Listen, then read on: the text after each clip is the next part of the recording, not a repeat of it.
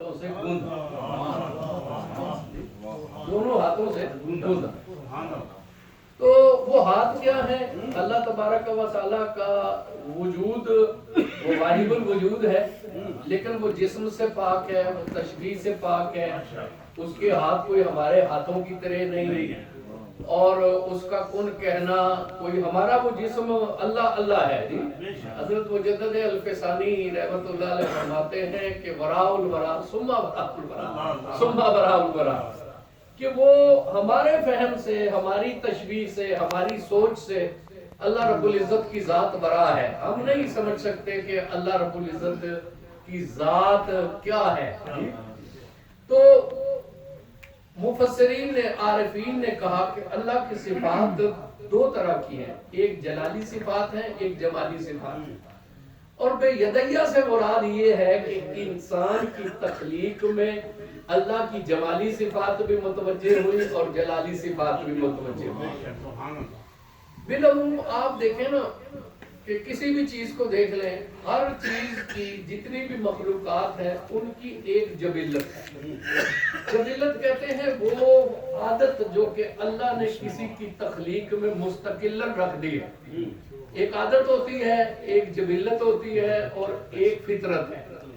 जबिल्लत उस आदत को कहते हैं या उस नेचर को कहते हैं जो किसी भी तख्लीक में एक मुस्तकिल है। मसलन शेर है, वो चीरता फाड़ता है, गोश्त खाता है। शेर को कभी आपने को सब्जी खाते हुए नहीं देखा होगा। और जो है बहुत से जानवर हैं वो घास फूस खाते हैं, बकरियां घास फूस खाती हैं, हरण घास खाते हैं, वो गोश्त नहीं खाते। इसी तरह जो है जितने भी आप हैवानात देख लें, वो हर हैवान किसी न किसी एक जबिल्लत पर है, एक जबिल्लत पर है। उनकी मुस्तकिल आदत, मुस्तकिल खसलत जिसे कहते हैं, वो कोई एक है। लेकिन इंसान को देखें तो इंसान जो है वो उसमें वैरायटी है। हर आदमी अपनी जगह एक अलहदा कायनात है। हर आदमी एक अपना एक जहाने माना है। जो एक की आदत है वो दूसरे की नहीं है, जो एक को पसंद है वो दूसरे को पसंद नहीं है। कोई जलाली है, कोई जमाली है, कोई 30 मार खान है जी। तो कोई बिल्कुल ही जो है वो अल्लाह लोग है, और कोई जो है वो उसमें हैवानों वाली खसलत है, कोई दरिंदों वाली खसलत जो है वो रखता है। कोई लोमड़ी की तरह मकार है, कोई सांप की तरह जहरीला है। हम ये कहते हैं ना फलां तो अल्लाह मियां की गाय है, फलां तो सांप की तरह जहरीला है, फलां तो कोई लोमड़ी है। ये हम एक दूसरे के बारे में लफ्ज़ करते हैं। तो इसका मतलब ये है कि ये एक जबिल्लत पर नहीं है। जब एक जबिल्लत पर नहीं है तो इसका मतलब ये है कि इंसान किसी एक सिफत की तवज्जो से नहीं।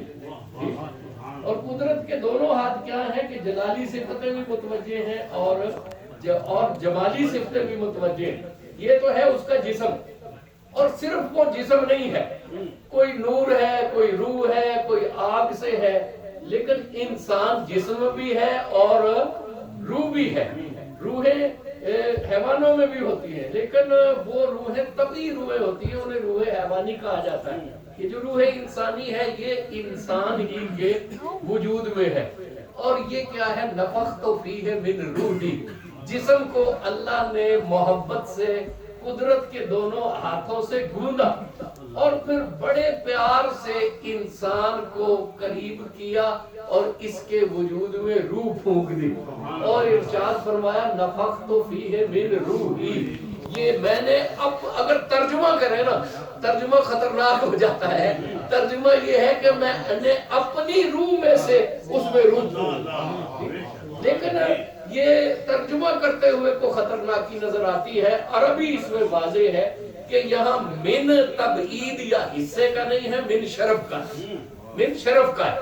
हजरत सुलेमान फारसी को नबी करीम सल्लल्लाहु अलैहि वसल्लम ने फरमाया सुलेमान मिन्ना मिन अहलिल बैत, कि सुलेमान हम अहले बैत में से। तो वो अहले बैत के फर्क तो नहीं है, वो पैदाइशी तौर पर तो हुजूर अकरम सल्लल्लाहु अलैहि वसल्लम के घराने में नहीं पैदा हुए। यहाँ मिन कहकर उनको शर्फ अता किया गया और अहले बैत के जुमरे में शामिल कर लिया। तो मिन तशरीफिया है, मिन तशरीफिया है। हुजूर अकरम सल्लल्लाहु अलैहि वसल्लम ने उन्हें शर्फ करार दिया कि गोया के हम भी कहते हैं ना कि ये तो इसी तरह है जिस तरह हमारे घर के फर्द है। कोई मेहमान अजीज, कोई दोस्त ہم اسے جب بہت محبت کا اظہار کرتے ہیں تو ہم کہتے ہیں کہ آپ تو ہمارے گھر کے فرد ہیں، آپ کیوں ہم سے تکلف کر رہے ہیں؟ تو یہ کسی کو گھر کا فرد قرار دینے سے وہ کوئی نسبی رشتہ دار نہیں بن جاتا۔ تو اسی طرح جو ہے یہ میری یہاں پہ شرف کا ہے کہ ایک ایسی روح اللہ نے پھونک دی جو کہ بہت ہی زیادہ اللہ کے ہاں تکریم میں ہے۔ تو گویا کہ انسان کو جو پیدا کیا گیا تو انسان کو خلق سے بھی بنایا گیا اور امر سے بھی بنایا گیا۔ دو طریقے ہیں اللہ کے، لہ الخلق و لہ الامر۔ اللہ تبارک و تعالیٰ کی دو قسم کی مخلوقات ہیں، ایک مخلوق ہے عالم خلق کی اور ایک مخلوق ہے عالم امر کی۔ امام غزالی رحمت اللہ علیہ فرماتے ہیں کہ خلق کی مخلوق وہ ہے، خلق اس جہان کو کہتے ہیں جہاں کوئی مقدار ہے، جہاں کوئی مادہ ہے، جہاں کوئی کیپیسٹی ہے، کوالٹی ہے، کوانٹیٹی ہے، جس کو ماپا جا سکتا ہے نا کہ بھئی یہ اتنے فٹ یا اتنے ہارس پاور یا اتنے کلو گرام، جہاں وزن ہو سکتا ہے، طاقت کا، کیفیت کا، کمیت کا اندازہ ہو سکتا ہے، وہ تو ہے خلق۔ یہ مادے کی دنیا ہے خلق۔ اور امر وہ عالم تجلی ہے کہ جہاں تجلی ہی تجلی ہے، طاقت ہی طاقت ہے، نور ہی نور ہے، توانائی ہی توانائی ہے، جس کو کسی جی یہ گاڑی ہے 3562 KSG 3562، یہ لیکسس گاڑی ہے، ڈبل پارک ہے، اسے ذرا ہٹا دیجئے، دشواری ہے۔ 3562 لیکسس گاڑی بہت شکریہ۔ تو دو ہیں کہ جہاں پہ تو مقدار ہے، پیمانہ ہے، وہ عالم خلق ہے، اور جہاں صرف توانائی ہے، تجلی ہے، روح ہے، وہ جو ہے وہ عالم امر ہے۔ تو دنیا میں آپ دیکھ لیں، عالم میں دو قسم کی مخلوقات ہیں، یا تو عالم خلق کی مخلوق ہے یا عالم امر کی مخلوق ہے۔ کوئی خلق کی مخلوق ہے، کوئی عالم امر کی مخلوق ہے۔ انسان کا وجود عالم خلق سے ہے اور اس کے باطن میں جو روح ہے وہ عالم امر سے ہے۔ تو انسان ایک ایسی مخلوق ہے جو خلق سے بھی ہے اور امر سے بھی ہے۔ اس کے جسم کو خلقتہ بیدیہ، انسان اللہ رب العزت نے اپنے دونوں ہاتھوں سے تخلیق کیا اور اس کے باطن میں اپنی جناب سے ایک خاص روح پھونک دی۔ کل الروح من امر ربی، روح جو ہے یہ امر ربی میں سے ہے۔ تو انسان ظاہر کے اعتبار سے بھی مخلوق ہے کہ اسے اللہ نے کن کہہ کر نہیں پیدا کر دیا، بلکہ اللہ نے قدرت کے دونوں ہاتھوں سے اسے تخلیق کیا ہے، اور پھر تخلیق کرنے کے بعد اپنی جناب سے روح پھونکی ہے۔ تو اس کا ظاہر بھی ممتاز ہے اور اس کا باطن بھی ممتاز ہے۔ اب یہ انسان کا اپنا کام ہے کہ وہ اپنے ظاہر کو بھی پہچانے اور اپنے باطن کو بھی پہنچانے، اور انسان کے ظاہر و باطن کو نہ پہنچانے پہ نہ پہچاننے کی وجہ سے ہی جو ہے وہ ابلیس راندہ درگاہ بن گیا۔ جی حضرت آدم علیہ السلام کو تخلیق کیا گیا، اور پھر جب فرشتوں کو حکم ہوا تو فرشتے اس راز قدرت کو جان گئے۔ جب آدم علیہ السلام کے علم کا اظہار ہوا، فرشتے جان گئے کہ یہ معمولی مخلوق نہیں ہے۔ انہیں حکم ہوا کہ آدم کو سجدہ ریز ہو کر خراج عظمت و کمال پیش کرو۔ انہوں نے بلا توقف اور بلا تاخیر اور بغیر کسی حجت و دلیل کے فوراً سجدہ کر دیا، لیکن ایک کھڑا رہا اور وہ اس سے پوچھا گیا کہ کیوں سجدہ نہیں کیا؟ اچھا ایک اب اس کا کتنا قصور؟ پہلی بات تو یہ کہ اس نے حکم نہیں مانا، اور دوسرا یہ کہ اس سے پوچھا گیا کہ تم نے تاخیر کیوں نہیں کی، سجدہ کیوں نہیں کیا، بجائے اس کے کہ غلطی کا اعتراف کرتا کہ مجھے سمجھ نہیں آئی، مجھے ذرا سمجھنے میں غلط فہمی ہوئی، یا میں اب کر دیتا ہوں، آگے سے حجت کرنے لگا۔ جی اللہ نے اسے بتا بھی دیا کہ کیوں بھئی سجدہ نہیں کیا اسے جسے میں نے قدرت کے دونوں ہاتھوں سے بنایا، اور اسے سجدہ نہیں کیا جس میں میں نے اپنی جناب خاص سے روح پھونکی ہے۔ اسے بات سمجھا بھی دی گئی، لیکن پھر بھی سمجھ نہیں آئی، پھر بھی اسے سمجھ نہیں آئی۔ تکبر جو ہے وہ اس پہ غالب آ گیا، اور ایک تو پہلا قصور تو یہ کہ حکم نہیں مانا، دوسرا قصور یہ کہ بات سمجھنے کی کوشش نہیں کی، تیسرا قصور یہ کہ آگے سے حجت شروع کر دی۔ اور حجت کیا شروع کر دی؟ حجت اس نے شروع یہ کر دی کہ جی میں تو آگ سے ہوں اور آگ افضل ہے، اور یہ مٹی سے ہے اور مٹی تو افضل نہیں ہے۔ تو یہ دیکھیں نا کہ جبکہ اللہ نے اسے پہلے ہی بتا دیا کہ اسے سجدہ نہیں کیا جسے میں نے دونوں ہاتھوں سے بنایا، بات لیکن اسے سمجھ میں نہیں آئی، کیونکہ تکبر جب غالب آ جاتا ہے، استکبار غالب آ جاتا ہے اور مت ماری جاتی ہے، تو پھر انسان کو اچھی بلی بات جو ہے وہ سمجھ، انسان کو کیا کسی کو سمجھ نہیں آتی، اسے بات سمجھ میں نہیں آئی کہ اللہ کریم کی ذات مجھے کیا سمجھا رہی ہے، وہ حجتیں کرنے لگا۔ اب یہ تیسرا قصور ہے، ایک تو بات نہیں مانی، دوسرا بات سمجھی بھی نہیں، اور تیسرا آگے سے حجتیں کر رہا ہے۔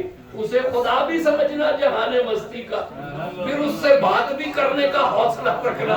وہ خدا سے بات کر رہا ہے اور کہہ رہا ہے کہ میں افضل ہوں، خدا کو کہنا کہ میں افضل ہوں، اپنے خالق کو کہنا کہ میں افضل ہوں۔ کوئی خالق کو نہیں پتا کہ تو افضل ہے یا تو افضل ہے، خالق کہہ رہا ہے کہ اسے سجدہ کر، اور خالق کو بتا رہا ہے کہ میں افضل ہوں۔ تو خالق کو بتا رہا ہے، جو رب ہے، جو کہ مخلوق کو پیدا کرنے والا ہے، اس کے آگے حجتیں کر رہا ہے، اور اللہ کو سمجھانے کی کوشش کر رہا ہے کہ بھی میں افضل ہوں۔ اللہ کو نہیں پتا کہ کون افضل ہے۔ اب یہ دیکھیے کہ جب کوئی اللہ کے سامنے حجت اور کرتا ہے تو وہ حجت ہی غلط ہوتی ہے، وہ دلیل ہی غلط ہوتی ہے۔ اس نے کہا کہ میں آگ سے ہوں اور یہ مٹی سے ہے، یہ دلیل ہی غلط ہے، یہ دلیل ہی غلط ہے۔ کیوں؟ دیکھو آدم کو پیدا کیا گیا نا بندگی کے لیے، آدم کو پیدا کیا گیا بندگی کے لیے، تو بندگی کے نقطۂ نظر سے دیکھو آگ جو ہے وہ اس کا مزاج کیا ہے اور مٹی کا مزاج کیا ہے۔ آگ کو آپ گہرائی میں بھی جلائیں تو وہ سر اوپر اٹھاتی ہے، اور مٹی کو آپ اوپر بھی اچھال دیں تو وہ سر نیچے جھکاتی ہے۔ اس بارگاہ میں سر اٹھانے والوں کی قدر نہیں ہے، اس بارگاہ میں سر جھکانے والوں کی قدر نہیں ہے، اس بارگاہ میں سر اٹھانے والوں کی قدر نہیں ہے، سرکشی کا مزاج رکھنے والوں کی قدر نہیں ہے، اس بارگاہ میں سر جھکانے والوں کی قدر ہے۔ آگ کو آپ کسی بھی سانچے میں بھی اگر بند کریں اس کی کوشش ہوتی ہے وہ کہیں ادھر ڈلے کہیں وہ ادھر ڈلے، اور مٹی کو گوندتے تو یار جس شکل میں ڈالنا چاہتا ہے وہ آگ میں سرکشی ہے، اور مٹی میں عاجزی اور فروتنی ہے، عاجزی اور فروتنی ہے۔ اور پھر سب سے بڑی بات یہ ہے کہ تجھے مٹی کا مٹیالہ پن تو نظر آ گیا، تجھے یہ تو نظر آ گیا کہ میں سرکش آگ سے ہوں، یہ جھکنے والی ہے، اور تجھے اس مٹی میں ید بے یدہ ہی کی نسبت نظر نہیں آئی کہ یہ ہے تو مٹی۔ پہلی بات تو یہ ہے کہ یہ عاجزی میں تیرے سے افضل ہے، تیرے میں سرکشی ہے، آدم میں عاجزی ہے، تو اکڑنے والا ہے اور کہنے والا ہے میں اب خود بھی گمراہ ہو گیا دوسروں کو بھی گمراہ کراؤں گا، اور آدم کہنے والا ہے ربنا ظلمنا، آدم توبہ کرنے والا ہے، اپنے عجز کا اعتراف کرنے والا ہے۔ یہ عبادت کی دنیا ہے، یہاں عاجزی کا سودا چلتا ہے، یہاں تکبر کا سودا نہیں چلتا، تکبر کا سودا نہیں چلتا۔ اور پھر یہ کہ تجھے مٹی تو نظر آ گئی، تجھے یہ نہیں نظر آیا کہ اس مٹی سے قدرت کے دونوں ہاتھ لگے ہوئے ہیں، اور اس مٹی کے اندر جو ہے وہ نفخت فیہ من روحی کی تجلیاں ہیں۔ بس یہی المیہ جو ہے وہ شیطنت کا ہے کہ اسے مٹی تو نظر آ جاتی ہے بددعا کا چہرہ نظر نہیں آتا، اسے مٹی تو نظر آ جاتی ہے واللیل کی زلفیں نظر نہیں آتی، اسے مٹی تو نظر آ جاتی ہے اور مازاق کی تجلیاں نظر نہیں آتی، اسے وجود تو نظر آ جاتا ہے، یہ نہیں نظر آ جاتا کہ اللہ نے اس کی قسمیں اٹھائی۔ شروع سے یہی مغالطہ ہے، ابلیس کو بھی آدم کی مٹی نظر آئی، آدم کے حال کے ساتھ جو اللہ کے دونوں ہاتھ لگے ہوئے ہیں وہ نسبت نظر نہیں، آدم کے وجود میں جو نفخت فیہ من روحی کی تجلی ہے وہ نظر نہیں آئی۔ ابلیس کا المیہ یہی ہے کہ وہ ظاہر کے مغالطے میں گم رہتا ہے، اسے نہ نسبت نظر آتی ہے نہ اندر کا نور نظر آتا ہے، نہ نسبت نظر آتی ہے اور نہ اندر کا نور نظر آتا ہے۔ تو انسان انسان کو کہا گیا کہ یا ایھا الناس اعبدوا ربکم الذی، اے انسانوں تم اپنا مقام تو سمجھو، تم اپنی نسبت تو سمجھو، تم اپنا مقام و مرتبہ تو سمجھو کہ تمہیں اللہ رب العزت نے کائنات میں منفرد پیدا کیا ہے، باقی ساری مخلوق کون سے پیدا ہوئی اور ایک حکم کے نتیجے میں وجود میں آ گئی، ایک جبلت پر پیدا کی گئی، اور تمہیں اللہ تبارک و تعالیٰ نے قدرت کے دونوں ہاتھوں کے مدد سے پیدا کیا، تمہیں پیار سے گوندا گیا، تمہیں ساری صفات کا آئینہ اور مظہر بنایا گیا، تمہاری طرف ہر صفت اللہ